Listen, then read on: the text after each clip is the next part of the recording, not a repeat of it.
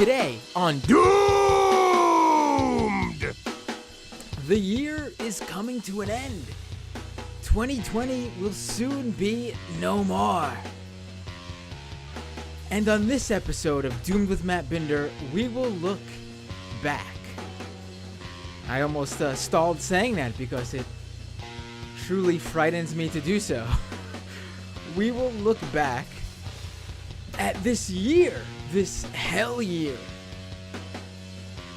and discuss all of the biggest stories, events, and happenings. And in case you needed a reminder, we're doing a quick summary of this all so you know what happened this year in case you don't remember any of it. Let me put myself up on the feed here so you can all see me on the stream. Because of course you want to see my beautiful face, right? Who wouldn't?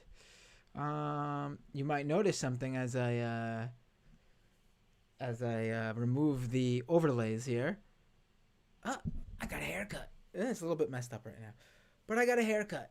Yeah, there we go. I got a haircut, and for those of you who know, this might be the biggest happening of 2020. I went quite a long time without a haircut. Did it at home. Did not go to. Why is the camera so high? Hold on. I feel like I'm so low on the screen here. 1 second. Okay.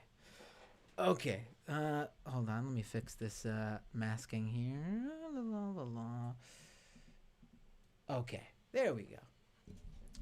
So, now I'm fixing the white balance. Always something going wrong, right? In the beginning of this show, right? Always something going wrong. But anyway, Daniel in the in the live chat on YouTube goes, "Who is that young man?" Right? Do I look younger? Do I look younger with a haircut? I didn't cut it that short, guys. Come on. I really didn't. Let me fix the mic now. I didn't cut it that short.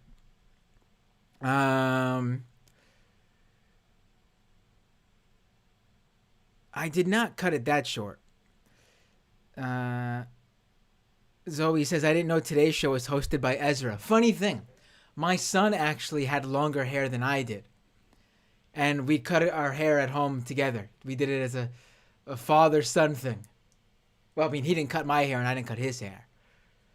His mom cut my hair and his hair together. We made a little family thing about it.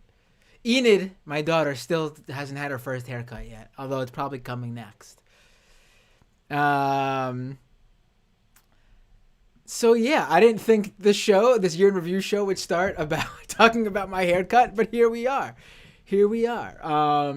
But I did want to actually start on a lighter note, and lighter note still is pretty depressing. Not talking about the haircut, but since I last talked to you guys, it was a couple days before Christmas. About a week before Christmas, actually, now that I think about it. That was the last episode of the show. I said I would do a show after Christmas. This is the show after Christmas.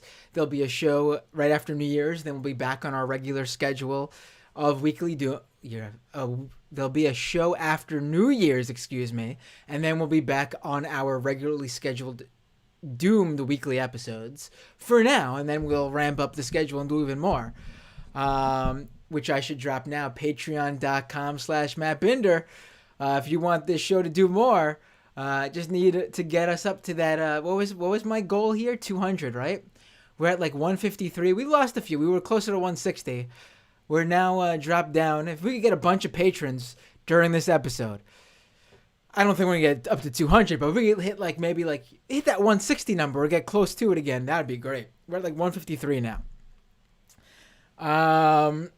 And so patreon.com/MattBinder. So we last spoke a couple days before Christmas, and a few days after that, I was rummaging in my local Facebook groups. I actually subscribe to a lot of Facebook groups. If you hate Facebook, I totally get it. I've written articles about how you should delete your Facebook if you can, as someone who works in this world of social media and politics and misinformation and conspiracy theories, I cannot leave Facebook behind. I'm sorry, it's just not possible. But you can get a lot of information out of Facebook groups, especially your local Facebook groups. And I was rummaging through one of my local, a number of my local Facebook groups called Days for Christmas, and I came across this video. Now, by now, you might have seen it. Pretty much every major outlet has picked up this story. Many of them have credited me, which I greatly appreciate. Though to those who haven't, I don't appreciate it, but I'm still happy you covered the story nonetheless. I think the New York Times, Washington Post, a number of local outlets covered it. A number of mainstream outlets, I think CNN covered it. So basically, I came across this video in this local Facebook group, this private local Facebook group, I should say, because you can't find it if you just search for it, where the Whitestone Republican Club decided to hold a Christmas party earlier this month. And it seemed like they sort of did it on the hush-hush, the down low. I found a flyer for the event that didn't provide a location or any of those sort of details. So apparently, if you were invited, you got the information, you know? But someone who ran this right-wing Facebook page out of Long Island posted a video, and it was shared in this local Facebook group from the event. And you guys might have seen this video by now, but if not, I'm going to play it for you right now. Give me 1 second to pull it up. Here we go. Here we go. This is the Whitestone Republican Club's Christmas party held during December 2020, right before the holidays, in the middle of a pandemic.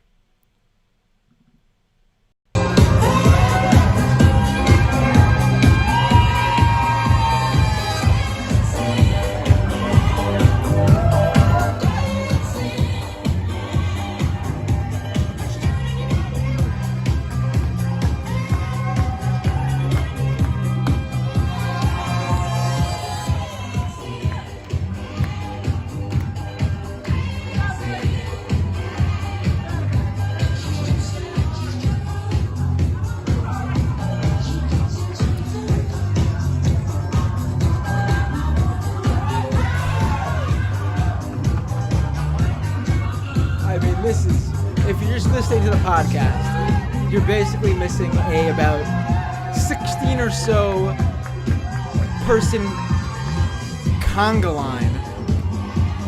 Maybe anywhere from 75 to 100 people at this event, it looks like, I would say. Maybe a little bit less. Maybe like between 60 and 75. 60 and 80. But obviously, well above, in New York, the guidelines is you cannot hold a private event with more than 10 people. An indoor private event with more than 10 people. And for a public event, like a restaurant, you have to be below 25% capacity. And dancing is not allowed. Not wearing masks. You can see one person back there wearing a mask. You can see them a little bit better, I think. Right there. Single individual back there. Single individual back there wearing a mask. Where is it? Single individual back there wearing a mask. So this was in Queens. Now you probably know why I found it. The Whitestone Republican Club. And Governor Cuomo even commented on it. He shared the video. So Governor Cuomo has seen my tweets. Too bad he hasn't seen... I hope he sees the ones where I critique him quite heavily now as well. But apparently the New York Liquor Commission, whatever the group that takes care of restaurants or whatever, checked out the restaurant. I don't know if they got fined or if they got their liquor license suspended. These are all things that can happen for you breaking these guidelines during the pandemic. I've not been able to confirm this, but multiple people have contacted me to let me know just today that 3 of the people who attended that event are now in the hospital. Uh, so this is about 2.5 to 3 weeks later, which tracks. They say it takes up to about 2 weeks for you to start displaying symptoms, and then could take a couple of days for those symptoms to get worse, for you to need a hospital visit. I'm able to confirm that, but I was given names which match the names of individuals that I've confirmed were at this event. So I'm not going to name the individuals till that's confirmed 100%, but you're hearing this here first in terms of a news breaking on that. Really, absolutely, truly. Well, apparently we lost connection. That sucks. We should be back up now. I'm not sure what happened here, but let's give people a second to jump back in.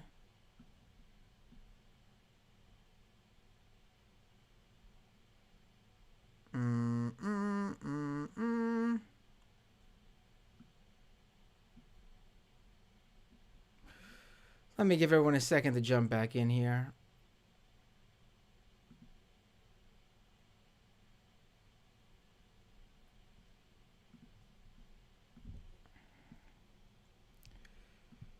I'm back. Okay, cool. I'm not sure what happened there, but am I on the same YouTube page? Can someone let me know if I'm on the same YouTube page? That I'm unsure about, and I'm not sure why that happened. Let me see.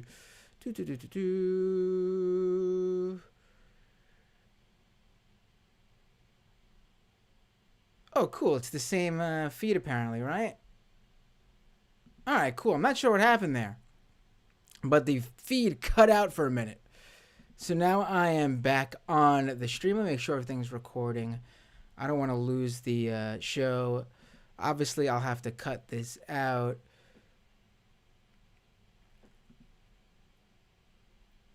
Give me 1 second. I don't know what happened here.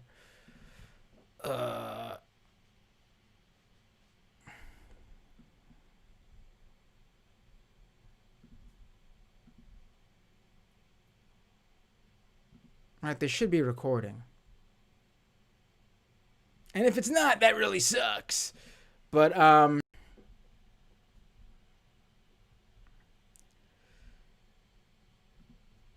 okay, so let's get back into this. So, I hope this doesn't happen again. I think there's something going on with my internet connection. Shit. But anyway, let's get back to this video here. All right, so this lady here with the gray hair, that is Vicky Palladino. She is a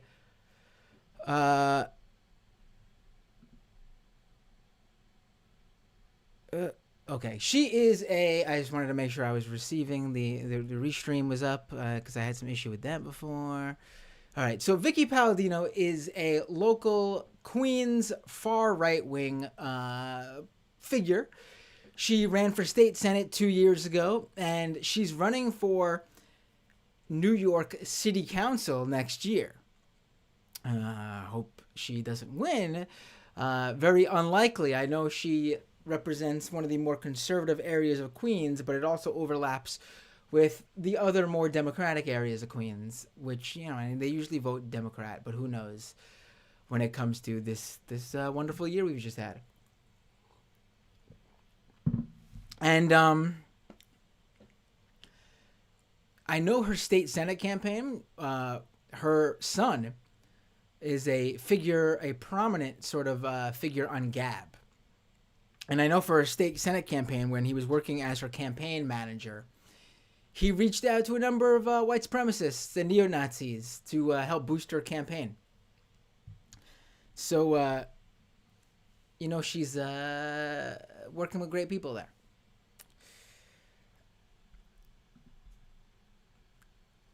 So it'll be fun to see her city council campaign go down in flames. But we'll have to just wait and see. And we'll have to see what happens with coronavirus cases from this party. Really ridiculous. The Cuomo said something like, called it a COVID conga line or something like that. I mean, why would you do this? Why would you do this? Why would you do this? Why would you do this? It's ridiculous. Why would you do this? Why would you do this?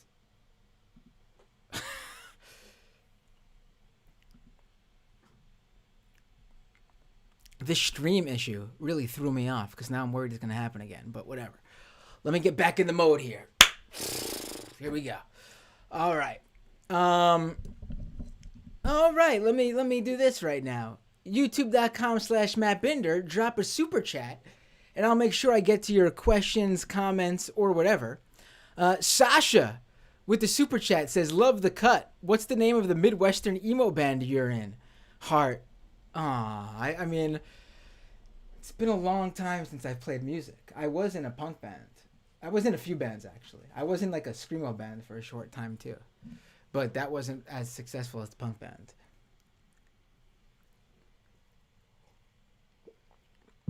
They were trying to do a metalcore thing. But I wanted to do more of a punk rock, like sort of a, more like a Texas is the Reason style thing. But so I sort of forced them, when you combine the two, it sort of forces them into doing more of like a screamo type, yeah. But I didn't really scream much. I did like, the punk thing.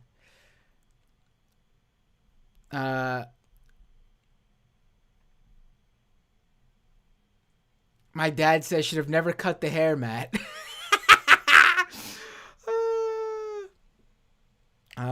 Zoe says, "Oh my God, what was the screamo band's name?" I think it was called, and honestly I don't remember because it really wasn't that long. It was maybe like a summer I did it for. They weren't big at all. We played like maybe like 2 or 3 shows on Long Island, and that's about it. Letters from Verona, I think. It wasn't really my band. It was another band. They already existed, called Letters from Verona. I had left my band, the punk band, IAFC. I was looking to do something. They were looking for a vocalist. I played bass and did vocals, and I was like, oh, this seems different and interesting. I'll do this. So I was like, let's do it. And so they needed someone to replace their old vocalist. I came in and I did vocals for them. It didn't last long, though.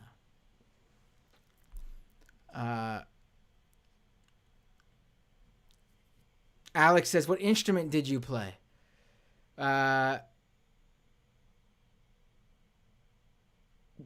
I played bass and vocals. Did I say this? Probably sent that before I said it. I played bass and sang vocals. Well, I'm giving the freebies here a little teaser of how the second half of the show goes. Let's save this for the patrons, all right? Let's save this for the patrons. Let's now, after I did that little thing up top, I wanted to also, Mitch McConnell is trying to kill the 2000, no surprise there, Mitch McConnell is trying to kill the 2000 dollar, really no surprise whatsoever. He apparently would not bring it to a vote in the Senate, even though it passed the House. $2,000 in COVID relief for everyone making, I believe it's under $75,000. And Bernie tried to make it happen. Bernie held up the defense budget veto override. They still haven't done that yet.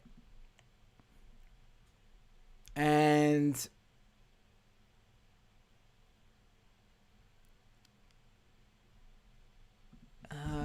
just making sure the stream's still up. I'm sorry about that. And apparently, after not bringing it to a vote, Mitch McConnell unveiled his own COVID relief bill, which gives $2,000 to every person making under 75, I believe still. But also adds in the Section 230 repeal, which Trump also wants. And, I see a lot of people joking about, oh, how great it would be repealing Section 230 and punishing Facebook and Twitter. And I know it's funny to joke about it, but it's also not what would happen. I don't remember if I did that Section 230 episode. I've done so many tech related episodes on this show. Um, but I don't remember if I did the Section 230 episode. And in summary, and if I haven't, I'll definitely do it. But in summary, Section 230 would definitely affect how we post on Facebook, Twitter, YouTube, etc. They would probably monitor what we post probably before we post it. They would probably have to approve everything. Because Section 230 would take away right now, basically how it works, thanks to Section 230, is you can post anything on any of these platforms. And because of Section 230, as long as they take down material that's illegal or could cause harm or whatever in a reasonable amount of time, they can't be held legally liable for something a third party posts on their platform. So, you can make a post on Twitter or Facebook threatening someone, like legit threatening someone. And while you can be held liable, obviously, the platforms cannot be legally held liable for you making that threat. Even more, because, there's so many people who make vague threats online. Someone can post,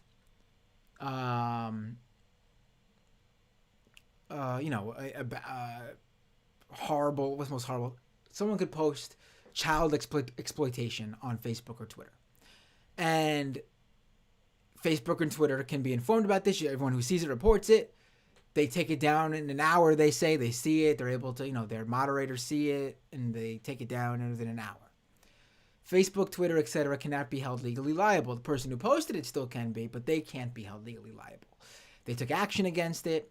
They're not responsible for that stuff. They didn't publish that stuff. That's what Section 230 covers in that broad picture, using Facebook and Twitter as an example. If it's repealed, they can be held legally liable for that stuff. So what would be the easiest thing in the world for them to do? Basically make sure that every single post doesn't get posted right away. You'd probably post something and it'd say, it'll get posted after a certain amount of time, after we make sure everything's cool. And Facebook and Twitter could probably hire more people so that it's probably near in real time. You might have to wait a couple minutes, who knows? This is just an example. I'm using an example here. I don't know how they'd actually handle it. But this is something they can ostensibly do. They have the resources to do this kind of stuff. But your favorite forum, your favorite blog, whatever, you probably couldn't congregate on there anymore. They probably have to shut down because Joe from Ohio, who basically runs that entire forum that a couple thousand people post on every day, and they post hundreds of posts every day, he doesn't have the resources to monitor that stuff. And he certainly doesn't want the legal trouble if someone posts something illegal on his forum. And even if he takes it down in like 10 minutes, he just happens to be home, he gets the warning messages, he runs and takes it down, he could still be held legally liable for that. He's not going to deal with that. He could get sued and lose everything. And I'm sure this forum doesn't make him much money, if any money at all. So he just shut it down, and there goes your favorite niche forums or communities or whatever. That's what would happen in summary if Section 230 is repealed. The big tech companies would find ways to continue running, and your experience would probably be a little bit worse than it is right now in terms of real-time communication, but they'd find a way to keep it going. This is going to keep happening. If worst comes to worst, I'll have to just record the episode. You know what I mean?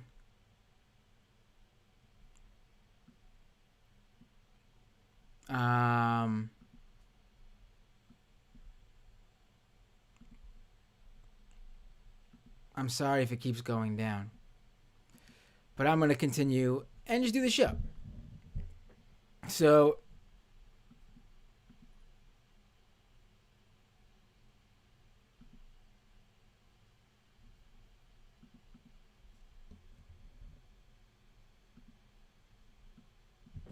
where did I leave off? Where did I leave off? Oh yeah, so Section 230, in my estimation, what the Republicans want is they know that the platforms, the big tech platforms like Facebook, Twitter, YouTube, Instagram, etc., they're going to continue to take down misinformation. And while they continue this battle against misinformation, they're going to keep sweeping up all this conservative crap that they put out there. This right-wing propaganda that is undeniably false, untrue. And, we've seen it during the election time when they were just throwing out false claims of election fraud. And before that, they were tweeting out and posting about fake election information and fake voting information. So while the big tech platforms, continue to take down this stuff, or at the very least put warning labels, which that's something for another day to talk about. Put warning labels on there, letting people know that this is untrue information. Fact checks. Republicans' estimation is, if our stuff is going to be taken down or added with or put a warning label, then we're going to take down Section 230 so we take everybody else down with us and even the playing field. If we can't post whatever we want, then you can't post whatever you want. And that's what they're trying to do. I don't know if that's what Trump's big idea is. I don't know if Trump is thinking on that level. He probably actually thinks Section 230 is bad for him, which is not true. It actually allows him to post everything else and they keep it up. But, when Ted Cruz tweets about it, Ted Cruz isn't stupid. There's a lot of things Ted Cruz is, but he's not stupid. He knows what Section 230 is, and he knows what repealing it would do. So when he wants to take Section 230 down, he's basically saying, I don't want you to be able to make your posts because I and the other right-wingers that I'm fighting for here, they can't do their misinformation, fake, hateful, whatever posts. So, you're going to get punished too. That's what that's all about. So anyway, if there's no more interruptions here, and I'm sure there will be. Someone, I literally, there was a Periscope that started for like 5 seconds. And someone replied, that was too long. That's really funny. Anyway, let's try this again here. Now, without any further ado, I talked about the what was in the news and what's going on. Who knows if we'll get those $2,000 checks. 600's on the way. Hopefully 2,000 will be on the way too. Not Mitch McConnell's bill, though, which includes the Section 230 repeal. Bernie Sanders is fighting for $2,000. The good bill, not McConnell's bill. We'll see what happens. But now, 2020, year in review. I think the best way to describe 2020 would be doomed. Really, it was a doomed year, wasn't it? I know I put hell year. Maybe I should have put a doomed year, right? That would have been much more... that would have fit much better, wouldn't it have? But anyway, I'll probably change the title, actually.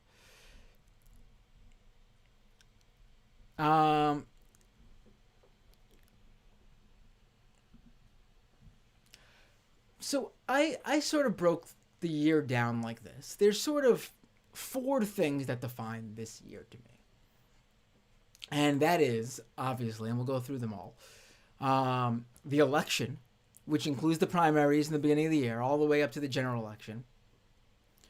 The Black Lives Matter protest, the single largest social justice, civil rights protest since the civil rights era, that came about in the wake of the George Floyd police murder in May. Then I've also included I really believe that this is up there, the huge wildfires that took place up and down the west coast of this country. Partially because of the actual wildfires and what they showed for our climate future, and the misinformation that spread during these wildfires. And then, what was the 4th one again? I don't remember. Oh, right, yeah. The coronavirus pandemic. So that to me, that's how like this year has been. That is what this year has been. Really, that's how you could break down this year to me. I mean, those are the stories that basically pushed this year forward, and really were the stories that brought. I feel like it was one event to the other, and that's how this year went, right? I mean, let's I guess start with the primary elections from January to like mid March is how I really look at that, right? And it's truly unfortunate what happened in the primaries, in my opinion. I mean, Bernie Sanders looked like he was on his way to winning the primaries, becoming the Democratic nominee. He started off doing better than he did in 2016. In 2016, he did fantastic. In 2020, he looked like he was on his way to doing even better. And then South Carolina hit, and he tanked. And no one really to blame but the campaign themselves, sadly, because it should not have been such a shellacking. And then it was all downhill from there. Truly sad what could have been.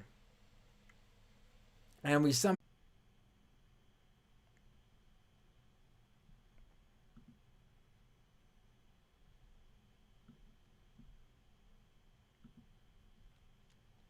All right. I mean, I'm gonna obviously keep the stream going.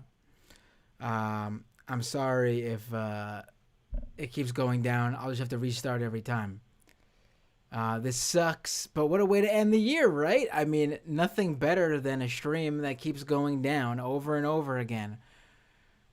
Because, right? I mean,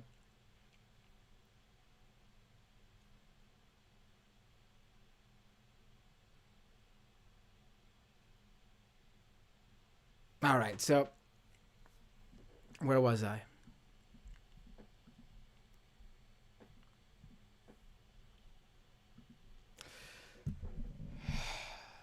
I'm like completely out of it. I'm sorry. This really messes with when the stream. I'm having internet connection issues. It seems like. Basically, my internet connection is literally going down. I don't know what's wrong with it. I don't want to completely disconnect it because then that'll probably completely fuck it up, and it won't come back, I'm sure. So I'm just gonna keep it going. If we stop and start 100 million times, that's fine. Whatever. I'm gonna keep it going though. So yeah. So I think I last off with so we're left with Joe Biden, and it sucks, but that's what we were left with, and the primaries could have gone much better, unfortunately. Maybe if it wasn't for the coronavirus, and the campaigns were able to get out there on the streets and actually do campaigning. But who knows? The centrists all lined up behind Joe Biden after South Carolina, and that was it. All the votes basically went down to basically either Joe Biden or Bernie Sanders. And unfortunately, when you had so many candidates lined up behind Biden, and you had all their supporters then line up behind Biden, then it sucks. It's crazy that happened this year, though. It honestly feels like an eternity. Everything like mid March feels like an eternity ago to me. I don't know how you guys feel.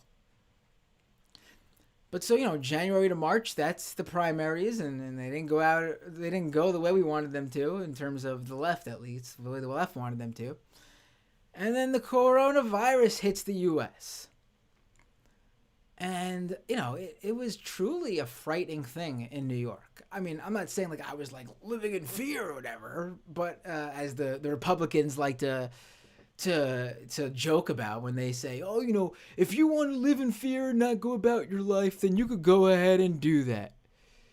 No, that's not what it was. Is people were actually staying home because they didn't want their loved ones to get sick and die. It wasn't like people were hiding under their covers. It's a pandemic. They were doing what they were supposed to do. And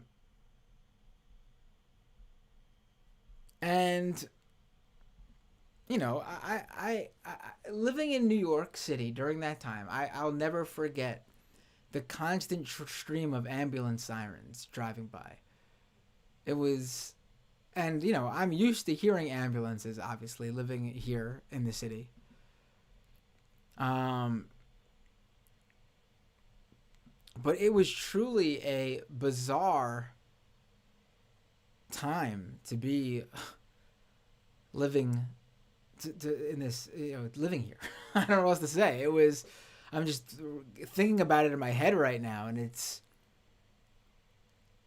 it was crazy. And the scariest thing about it at the time was we didn't know anything about what was going on. There was all these stories about, and legit, I'm not talking about misinformation. I'm talking about like legit stories between doctors, like discussing the proper way to go about doing this, like taking care of patients, and some were wrong and some were right, and they were finding exactly in the early days what COVID-19 was doing to people once they were infected and showing symptoms, and how does it spread, and what do we do to contain it. And not knowing how long we'd be in our homes and not see our families. Many people still haven't seen their families because of this. Remember, we're in an ongoing pandemic. But at the time, without any sort of end in sight, it was just, I think it was, March, April, May, dark times, 2020. I mean, doomed is the way it felt, truly. And then, we learned more about it, and it's still, we know how to manage it now. People during the summer, I think, were able, as long as they weren't immunocompromised or in certain age categories that put them in specific risks, they were able to put masks on and go for walks outside for some fresh air, and go to the grocery store and pick up items. And then later on, some people felt comfortable enough to eat outdoors. And then here in New York, later on, I think like end of the summer, people were allowed to start eating indoors, with certain guidelines and mask wearing and precautions and capacity limits. And I stayed away from eating indoors for the most part. In the beginning, for sure. And then I think I ate indoors with my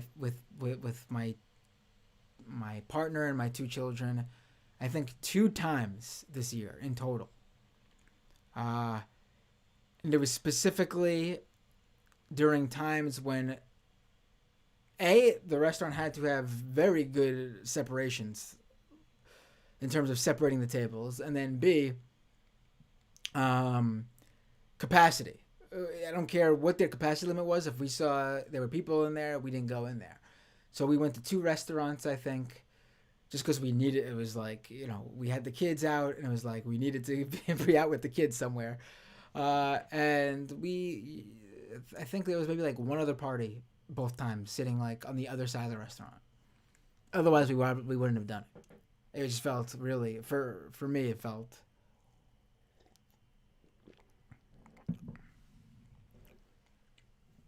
And, the number of people dead.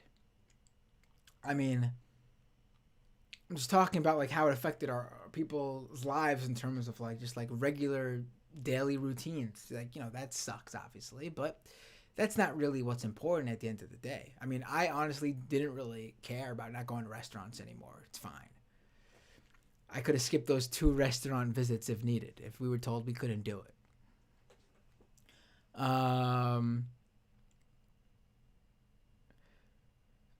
And, going on walks, obviously necessary for just your mental status, I think. I think walking, getting some fresh air is good for you. But again, if you didn't, much worse can happen.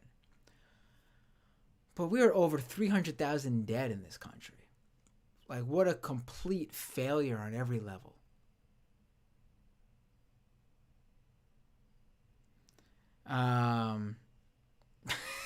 Clambake says in Twitch, what's going on here? Did you have a job interview with my haircut? No, I just wanted like 2 to 3 times a year. I can't believe I'm breaking into this is really just like a shit show of a show, isn't it? Like, just like this year, isn't it? Every like 2 times a year I do a haircut. just to refresh everything, because my hair gets long, and when it gets to a certain length, it gets like you get like the split ends, and it gets like sort of a little bit too. I need to just freshen it up, and then I grow it back out. That's all I do. You're not gonna see me like constantly cut my hair to keep it this way. I need to just cut it and get a fresh like head of hair growing in. That's what's happening here. As Renee says, Captain Caveman needed a prune. Exactly. I could not put it any better way, Renee. Thank you. That must be the most eloquent thing you've ever said, Renee, honestly. Daniel says it's the 2020 tribute shit show. Right. Right, it is. So it makes sense that this stream's already gone down. I can tell you right now how many times it's gone down. 1, 2, 3, 4, 5. 1, 2, 3, 4, 5. It's gone down 5 times. This is the 6th time. This is the 6th version of this stream right now. So, I think now the difference between living under coronavirus last March, April, May, June, and what we're going into now. We are, by all stretches of what's going on here, going into the worst of it in terms of overall cases, the time of the year, obviously. So we're also going to be dealing with normal people getting the cold, the flu, non-coronavirus ailments that come during the winter seasons due to the cold. And obviously, just as warmer parts of the country, but even they get a little bit colder. And what's going to happen is what's already happening. There's more COVID cases than there were at the previous peak in the earliest days. And New York may have less deaths than we had in those early days, but the country overall is hitting new records almost every day. We're basically having a 9/11 every day in this country now. We surpassed that, actually. We had over 3,000. We're over 3,000 deaths on certain days, just in one day. And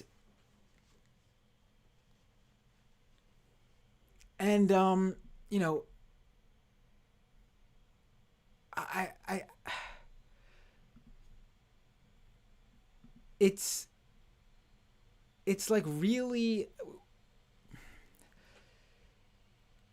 Hold on, I just saw that the stream was going down for some people, so I'm preparing for it now.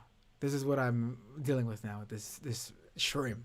But it's really, there's a light at the end of the tunnel now.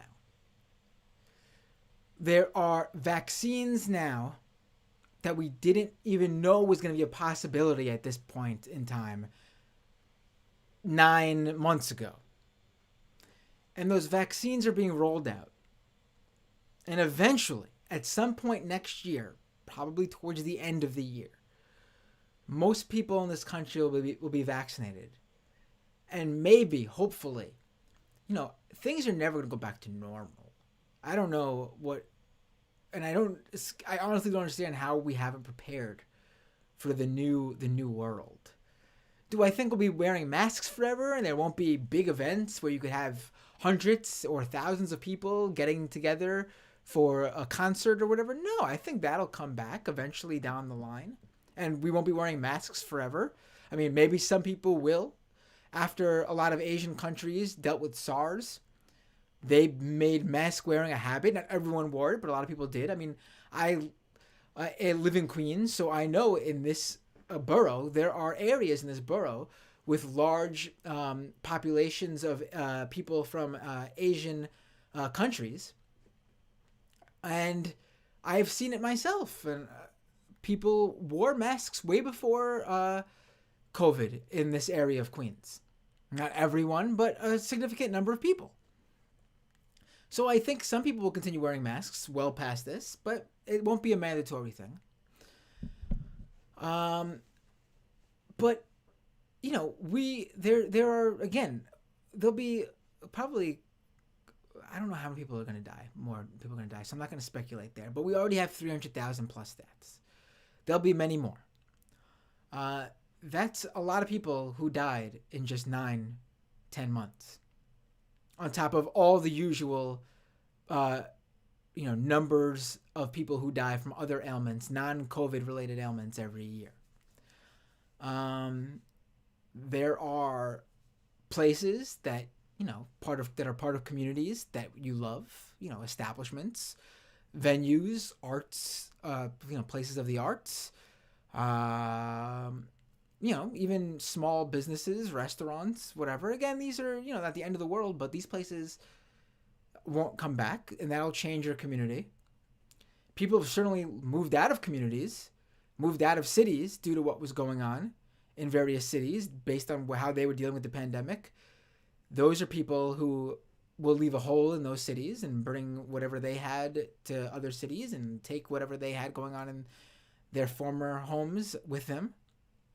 Um, it will definitely be different. There are people who will, without a doubt, not come back in terms of financial placement, who will not be able to pay back thousands upon $1,000 in rent that they owed, and maybe their credit is now shot because they're in debt, and they can't find an apartment, they can't find a new place to rent, they're left homeless, or they move back in with family, setting them back who knows how long, and the families they would have had, if there were no virus, that's pushed back or perhaps canceled altogether, which is very sad to even think about.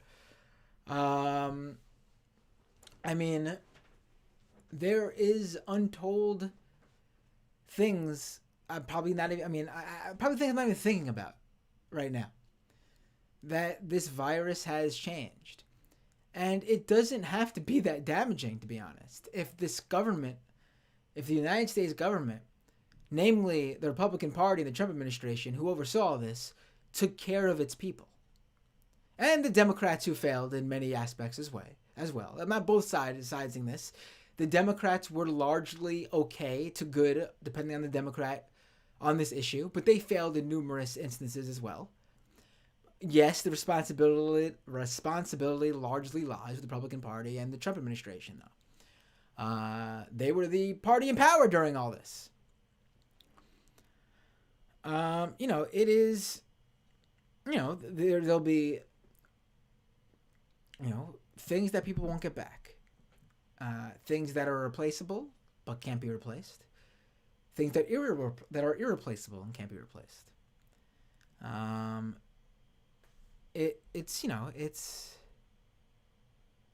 It's sad to think about, and I don't really know what else to say in terms of exactly what else is lost. Families will have members who were just gone forever, well before their time.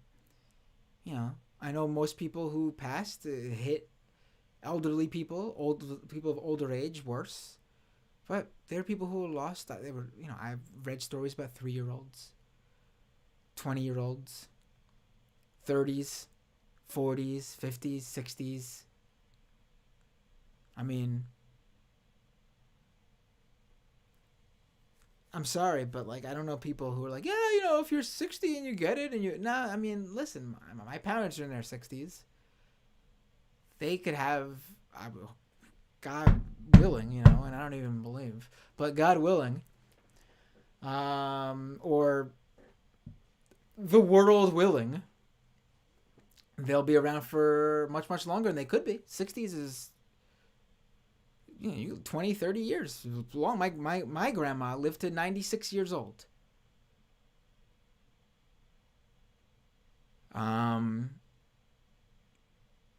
So if someone lost a 60-year-old parent or grandparent to COVID, that's 30 plus years maybe they would have had more with them. That's a child born tomorrow having their grandparent till they're 30. It's sad to think about.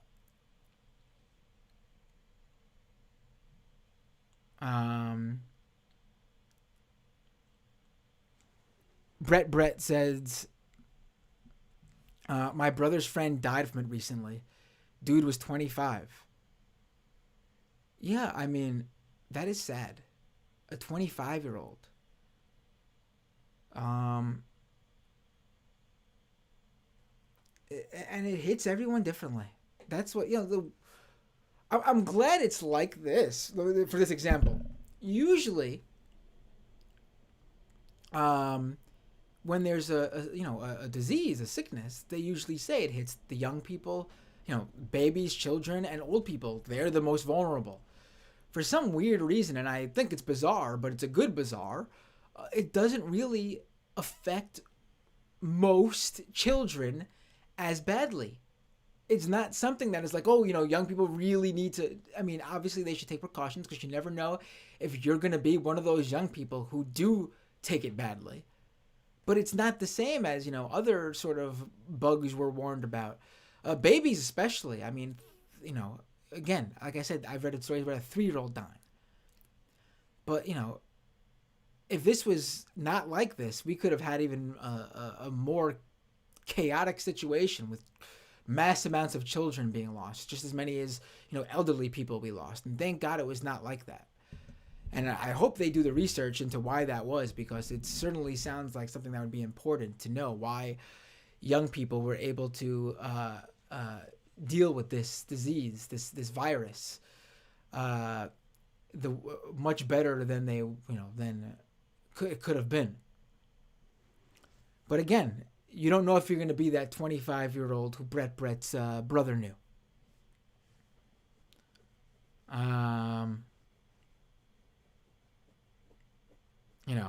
We don't know. And so that's why you take precautions,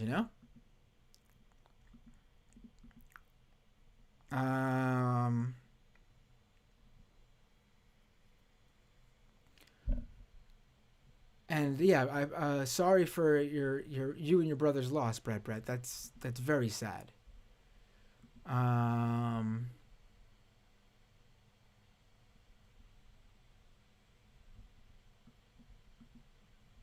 that's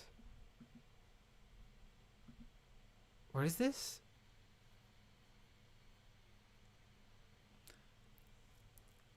Louisiana Republican Congressman elect dies of COVID at the age of 41. I mean, there you go. This is just a breaking story I just saw pop up.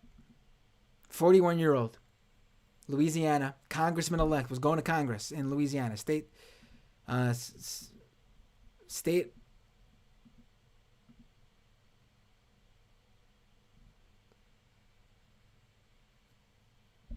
Jeez. I mean, how did he? It's sad. It didn't have to be this way. It's very sad.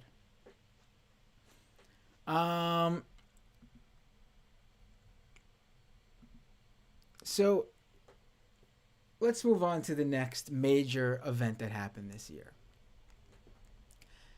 And let's talk about, and COVID's ongoing. I just want to throw that in there, obviously, in case anyone's listening and thinks they're going to just go off and, oh, that's it. 2020 is ending and that's it. No, I mean, it's still mind-blowing to me that this country handed the people in this country $1,200 at the beginning of the pandemic, and are just now getting around to doing another payment of $600. Are you kidding me? We should be just really stunning. Anyway, the next story I wanted to talk about that defined the year, this doomed year, is, actually probably one of the more uplifting stories of the year, in my opinion, and that's the Black Lives Matter protests, the huge movement we saw all across this country, from big cities to small towns that have never seen protests before, in the wake of the police killing of George Floyd. It was just another horrible, one that's become way too common in this country. Uh, Police killing of an unarmed black man.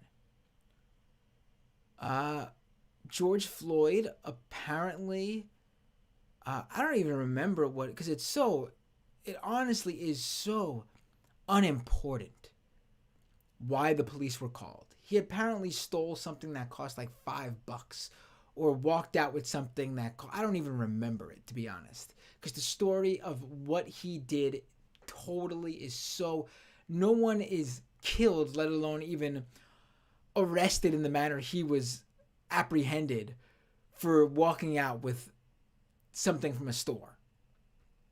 So police show up at this store and they throw him to the ground, and knee on the back of his neck. He's screaming. He can't breathe. And he literally, the life just leaves his body right there under the police officers. And it was just, and there was video. I think that makes it so important. I know people say, I'm sick of these videos. But you know what? When there's video, I think it just because of the nature of humans, it just cuts harder. I know it's like watching a snuff film. I know it's disgusting sometimes, but if you don't see the difference between these events that are caught, these horrible killings, I should say, that are caught on camera, and the ones like, Breonna Taylor, unfortunately. And Breonna Taylor got a lot of attention too in the wake of all this. But again, imagine if what happened to her was caught on video. There would have been an uproar, a much bigger uproar, like it was for George Floyd right after Breonna Taylor's killing. And it wouldn't have had to happen after George Floyd's killing, and more people, I should say, got a hold of what happened to Breonna Taylor as they were interested in, what's going on? Black people have a different experience with the police than everybody else in the United States of America. What? Never heard. I mean, trust me, there were people whose eyes were open this year, and that's good. I mean, I don't know what rock they were living under, but I'm all for it. I'm not going to knock people for opening their eyes and actually learning about what's going on. A little late, but I'm not gonna. Good for them, honestly, for getting involved and learning and understanding. I honestly am being serious there. But with if there wasn't that video, I don't think it would have affected people in the way that this affected people. And I really think this too, the COVID lockdowns and just what was going on in this country and how people were just being, honestly, just treated like shit. I think in general, people had enough. I don't think they were out there protesting the lockdowns, obviously, but I think, when they saw the video, and they were just all this pent up stuff, and they were just home and just, especially like young people were spearheading this latest Black Lives Matter movement that arose this year. And I just think they were home, and they were, they couldn't see their friends, their family members, maybe even their parents, and it was just like, I got to do something, and this is what I'm seeing. I could do something about right now, without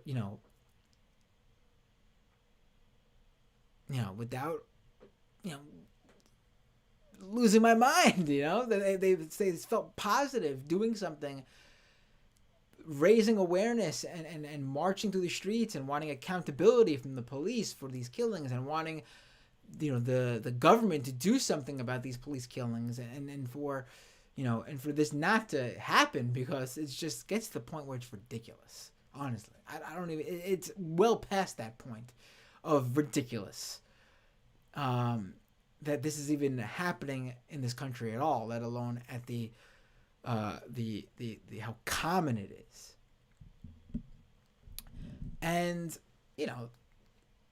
there was obviously a lot of misinformation spread during this time period as well, and I think that riled up the whole response to these protests.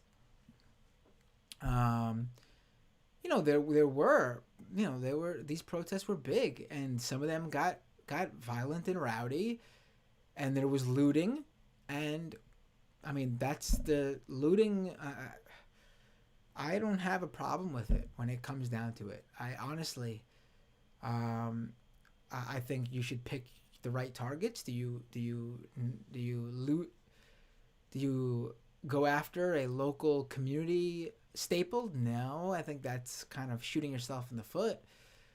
Um, they usually are very supportive of protests, and a lot of them were. But when you're upset and angry, and you're not being helped, and there's a pandemic, and you see this police killing, and it's all just building up. I understand it. I understand people being upset, and just someone does that initial break or garbage can through a window, and then it's just there, and you just take it out on that.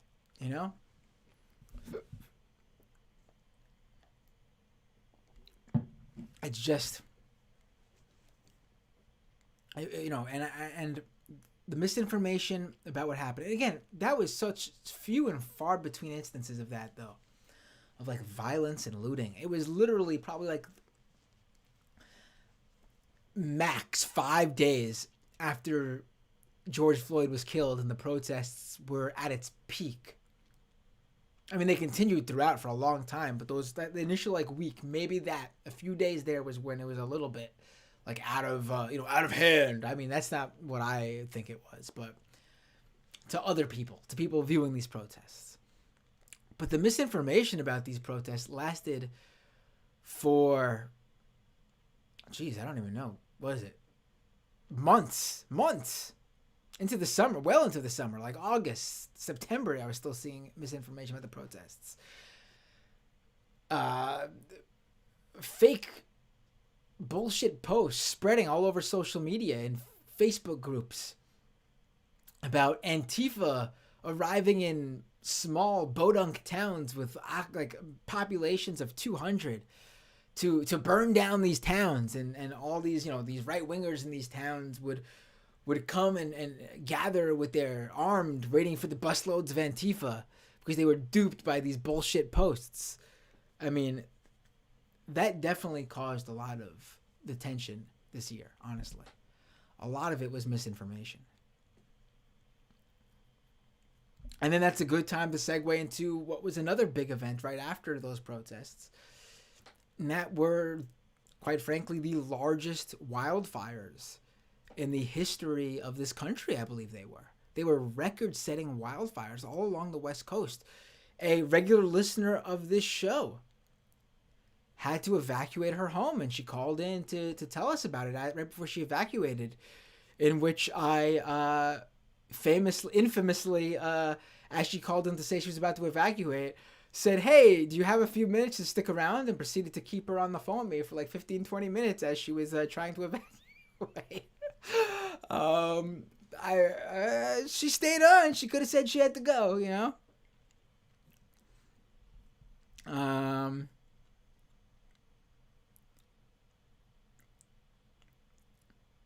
As Zoe mentions, off of what I was just talking about with the protests, Kyle Rittenhouse got out scot-free, and Michael Reinhall was murdered. Right, Kyle Rittenhouse shot and killed 2 Black Lives Matter protesters at a protest. He is now free on bail. And Michael Reinhall, who was allegedly, because it was never, he never had his day.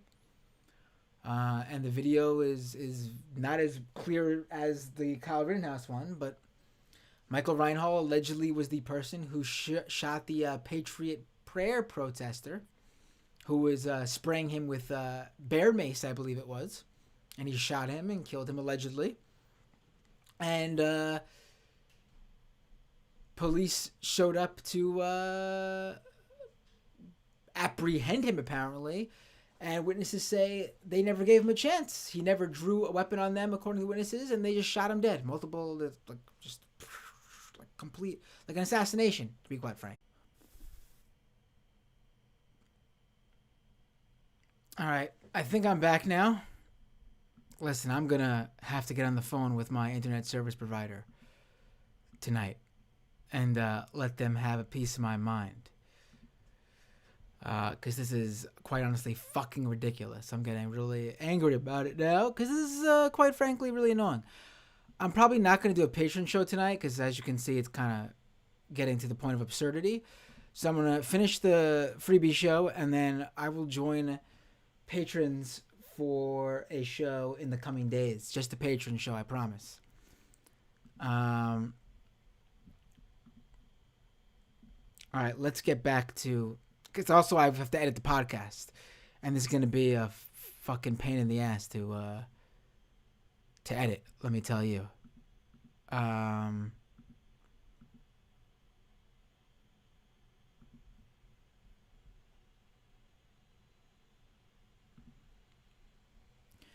Anyway,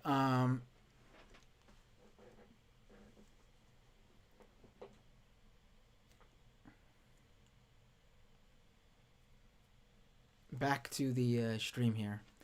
Um, Sorry about all the drops and internet connection issues today, everybody.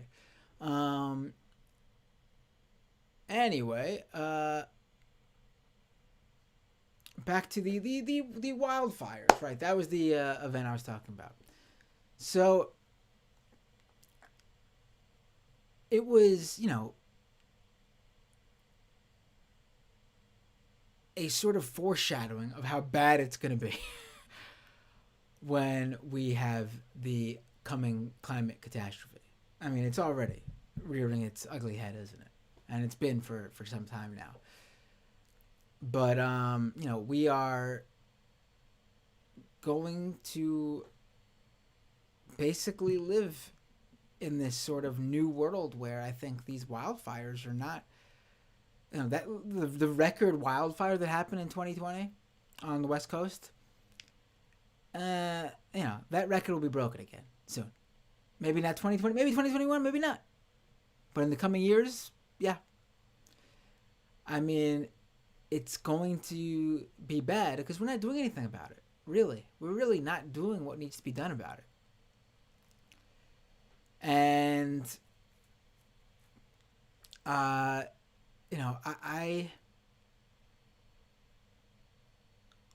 I quite frankly think, and this is what I wanted to say next.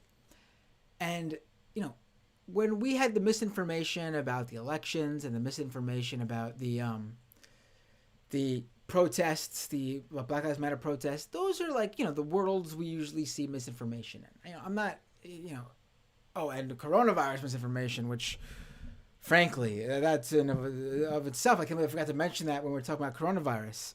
This live stream stuff is really throwing me off with the issues we're having. But the misinformation, there's always been anti-vaxxers, and there's always been people spreading propaganda about politics. But the wildfire misinformation, that was really something else. And you had officials trying to fight the wildfire while also dispelling these rumors and fake news stories that were literally sending armed people to the scene of the wildfires, which obviously complicates things for the people trying to fight the wildfires, because they were ready to fight Antifa members who they heard were starting these wildfires. Just complete bullshit on the internet. That was stunning to me. That was like misinformation that was truly like, that was, that is something that I don't know if I was prepared for. And it was so batshit crazy. And again, it spread like wildfire. And, it was just stunning to sort of have to see and contend with, as, you think this catastrophe, with these wildfires is enough to deal with. And then you have just this political element to it, which really makes no sense because it's just profoundly not true, complicating matters. It was just, it was really, a moment that made me think like, fuck, this shit is, we're doomed. We're doomed. And finally, let's get to the election. So primaries, COVID, Black Lives Matter protests, wildfires, and then the presidential election. I mean, I personally was relieved that my map was right. No, but I think Trump losing was an important element to basically getting out of the funk of this year. I truly do think a Democrat would have handled the the the, the pandemic better. They would have been more prepared to deal with it. They would have listened to scientists and not worried about the economic fallout, I should say, right away. I don't know if they'd given people more money. That's where we'd probably be focusing our fight. But in terms of the overall death count, I think it would be a lot less because I think there would have been mandates and legal ramifications for people who did not take care of themselves and others. And the survival of monetary, the rent and all that, yes, obviously it's so big. But that would have been where the focus would have been, I think. And maybe they would have given more. I think they would have given more money. I don't know if they would have given more frequent payments, but each payment that came would have been more. And maybe there would have been an extra payment or two. We'll just never know. It's all hypothetical. When Joe Biden gets elected, every Democrat should be. When Joe Biden gets inaugurated, every Democrat should be pushing him to be fighting for passing regular payments till this is all done. People who are drowning in debt need payments. People who are drowning in back rent. I've read stories of people who even if they get money and for the $1,200, $600. And then even if they are in a moratorium of evictions and they're still in their homes, they owe thousands and thousands and thousands of dollars in back rent.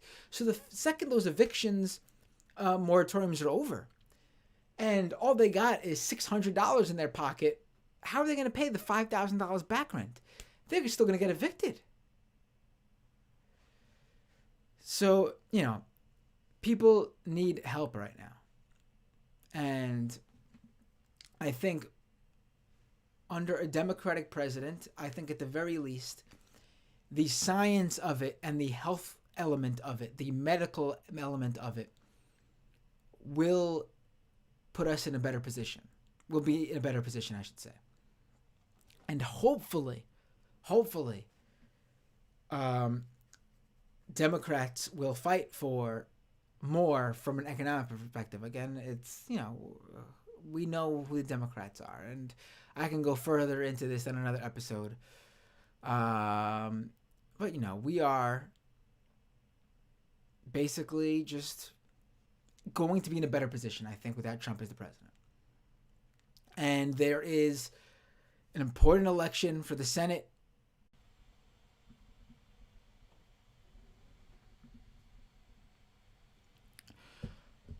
Back again. I'm going to try to wrap it up now. I can't keep doing this. It's honestly really frustrating. I can't keep dealing with this internet issue. I'm sorry, everybody. So I'm going to have to just wrap it up. We're at like an hour and a half, but with all the drops, probably about an hour-long show here. So it'll make do. And then we'll have to reconvene another day for the rest of the patron show. So hopefully with the Trump is still going to honestly be a huge influence on the Republican Party. He's going to really be like a shadow president. The media will no doubt continue to pay him all the attention in the world. It's going to be ridiculous. And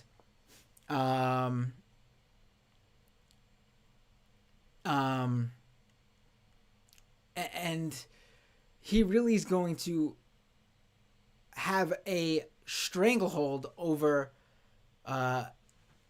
this country, honestly. I think he's going to really have a say in how the Republican Party moves going forward. Obviously, the Republican Party is shit. But I'll tell you right now that it's the Trump party now, and they'll continue to do what he wants as he continues to be a force in politics, which will again continue even when he's out of office. So, at the very least, with a Biden presidency, my hope is that we'll deal with the pandemic. This country will deal with the pandemic in a more responsible fashion in terms of at least how the government can respond to it. Obviously, people will do what they do, right? And that'll be a big help. And that's really where I was solely focused on. Like this year, I was a single issue voter when it came to the pandemic. It was super, super important that the Trump administration's bongling of this, is that the word? Is that a word of the word I'm looking for? Came to an end, to be quite honest. And we will deal with everything else in the coming days and months, and even more so as the pandemic obviously is better dealt with. But to me, that was the issue that needed an immediate attention. And, thankfully that's what happened. And that was the 2020 year in review. On this episode of Doomed that seemed to be run much like 2020 thanks to my internet connection constantly cutting out and screwing this whole episode up. I'll do my best to edit it together during for the podcast version of the stream. We lost a lot of people this year. Sadly, again, over 300,000 deaths just in this country from COVID. I lost a good friend this year in Michael Brooks. Was not due to COVID, but again, like I said, there were 300,000 plus deaths on top of all the people who died of non-COVID related reasons this year. And Michael's death hit me very hard, and I'm sure a lot of people were hit very hard by Michael's death this year, and I felt like this episode would be weird without mentioning it. There were other deaths this year that hit that I thought about a lot. I don't know if you guys know Andrew Kaczynski, who's on Twitter, K-File. He's a CNN reporter.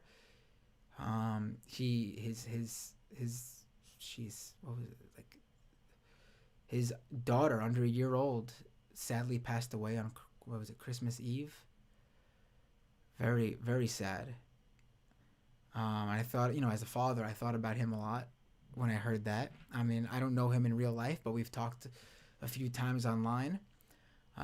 Shared some private messages with each other, being that we were both fathers, about fatherhood. I thought of him a lot when I heard about all this going on. Very sad to lose a child. And, on the opposite side of the spectrum, I thought a lot about, recently, there was a recent pro wrestling death just day after Christmas.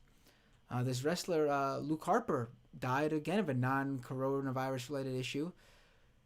Former WWE guy, was currently in AEW, died at the age of 41, and his death hit me specifically pretty hard. I've saw him for like a decade now. He's from Rochester, New York. I saw him at many indie shows. Again, I didn't personally know him, never shared messages with him, but I saw him a lot at shows, and he's a great talent. And you hear all these, and he was, apparently from what I heard, one of the nicest guys you could meet. But I thought a lot about him because everyone said he's a very dedicated father. He's got 2 children around the ages of my kids.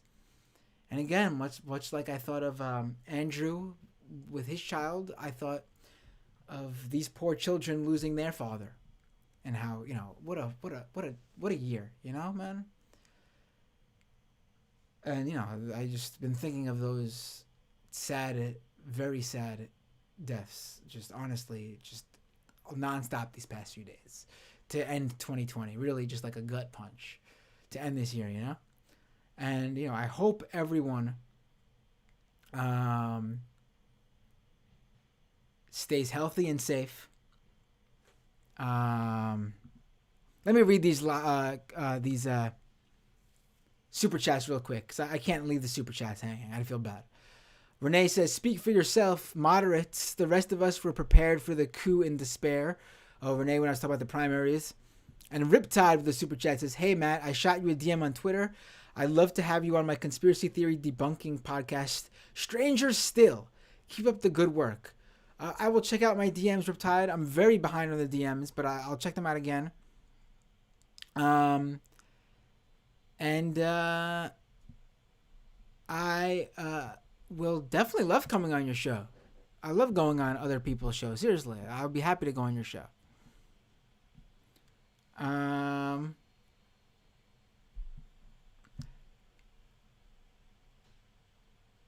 Yeah, so let's I'm not someone who believes that years mean anything. I've said this before. It's time is a human thing, how we decide to tell time. And I've never been like, there's no reason for something to be completely different in 2021. There's no reason. The world doesn't know that January means it's a new year. The world continues on being shit. You know what I mean? But there was something very specific about this year with the pandemic that made it feel like it was, and a very shitty year. So maybe we could do a reset in 2021,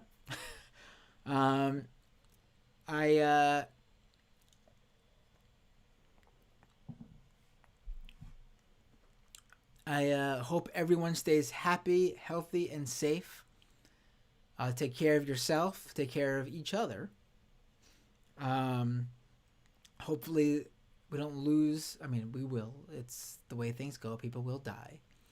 But I hope everyone is stays happy, healthy, and safe as well. And so he says stays, right. If you're not happy, healthy, or safe, I hope you become happy, healthy, and safe. I don't know when I'm going to do the patron show for patrons, but we'll have to reschedule. I'm about to call my internet service provider right now. And maybe the weekend? Maybe tomorrow, the 30th? I don't know. I'll let you guys know. Probably not the 31st or the 1st, but the weekend seems likely.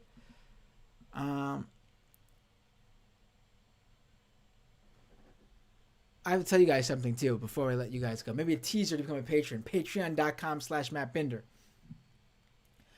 I was about to drink my one and only, maybe one of the last in existence too, Jolt Colas on the feed, but later, for patrons. After drinking the 10-year-old Fagos last episode, I was gonna do the Jolt. Jolt will have to wait for the next episode for patrons. I'll have to put it back in the fridge.